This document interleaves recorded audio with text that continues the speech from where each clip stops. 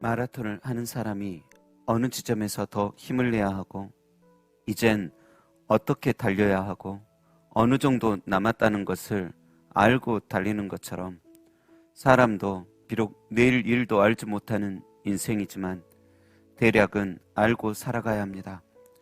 지금 이 생애의 시점에서 나라는 사람이 이제는 무엇을 가져야 하고 무엇을 버려야 하는지, 나의 돌아갈 곳은 어디이고 지금 있는 이곳이 과연 어떤 곳이고 내가 지금 머물고 있는 이곳에서 어떻게 살아야 하는지 우리는 분별하며 살아가야만 합니다.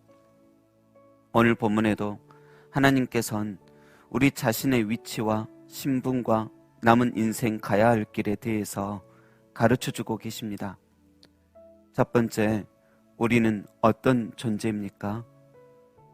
본문에 보니 사랑하는 자들아 라고 말씀하고 계십니다.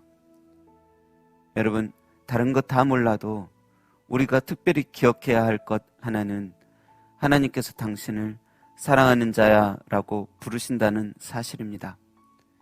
때로는 실수할 때도 많겠지요. 그래도 당신은 그 존재 자체로 하나님의 사랑받는 귀한 분이십니다. 하나님의 눈을 벗어날 수 없는, 하나님의 심장에서 떼어놓을 수 없는, 누가 뭐래도 하나님의 관심이 머물러 있는 하나님의 사랑받는 존재가 당신입니다. 두 번째, 하나님께서는 거류민과 나그네라는 단어를 사용하시며 우리의 신분과 우리의 위치와 나아갈 바를 알려주십니다. 거류민은 고향을 떠나 어느 곳에서 잠깐 살아가는 낯선 사람입니다. 외국에서 살다 보면 우리는 몸으로 알게 됩니다. 난 그들에게 있어 외국인이고 낯선 사람임을 사람들의 온 시선을 통해서 깨닫게 됩니다. 얼굴, 먹는 거, 입는 거, 말하는 거, 생각하는 것들이 그곳의 원주민들에겐 항상 낯설게 보입니다. 성도의 모습도 그러합니다. 세상 속에서 집도 짓고 살아가지만 또 다른 집, 하나님의 본향, 보이지 않는 천국을 그리워하는 모습이 낯설어 보입니다. 세상 속에서 자신의 지혜를 분명히 사용하며 살아가지만 또 연약한 자처럼 하나님께 지혜를 간구하는 모습이 낯설어 보입니다. 그리고 우상을 따르기보다 하나님을 따르려는 모습, 세상 속에서 때로 싸울 때도 많지만 그래도 하나님의 뜻을 따라 용서와 사랑을 실천해보고 싶어하는 모습, 그 모습이 오랜 세월 세상 풍속만 따르던 사람들에겐 마치 다른 나라 사람처럼 낯설 것입니다. 여러분, 우리가 그리스도인이라고 기도하며 예배하며 천국을 사모하며 나그네처럼 살아가는 그 모습 낯설게 볼지라도 기분 나빠하지 마십시오. 당신이 그만큼 낯선 자처럼 하늘 본향 나그네처럼 보이는 까닭입니다. 그런데 그렇게 이상히 여기는 사람들도 실은 모두 다 거류민들, 나그네 같은 사람들입니다. 세상의 모든 사람들은 한자리에서 오랫동안 살았던 토박이라도 그들 역시 거류민이요 나그네들입니다. 이 세상은 모두 잠깐 머물고 다시 떠나가야 하는 곳일 뿐이기 때문입니다.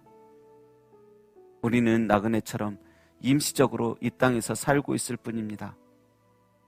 때가 되면 아무리 고향 한번 떠나지 않은 토박이라도 나그네처럼 진정한 하늘 고향에 돌아가야만 합니다.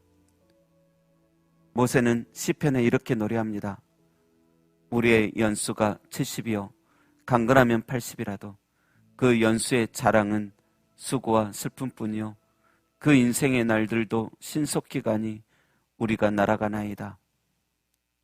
지금이야 근력이 좋으면 100세 시대라고도 하지만 그 100년의 시간도 수고와 슬픔뿐이요 오래인 듯 하지만 꿈인 듯 신속히 갑니다. 화살이 날아가듯 쏜 살과 같습니다. 그런데 아무리 빨리 지나가는 인생이라도 성도는 목적 없이 살아가는 방랑자가 아니라 분명한 목적지와 뜻을 가지고 사는 순례자임을 알고 확실한 방향을 설정해서 오늘도 하나님 원하시는 복된 길 걸어가시기를 주님의 이름으로 축원합니다.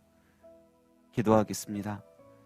나그네 인생길, 제 아무리 지쳐도 하늘 본향길 향해 가는 것 포기하지 않게 하옵소서.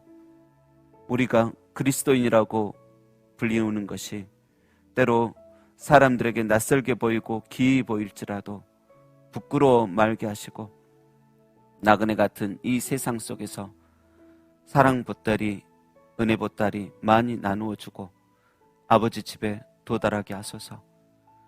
고독한 나그네 인생길 속에 우리 눈에 보이지 않아도 늘 함께 계시는 예수님의 이름으로 기도합니다. 아멘.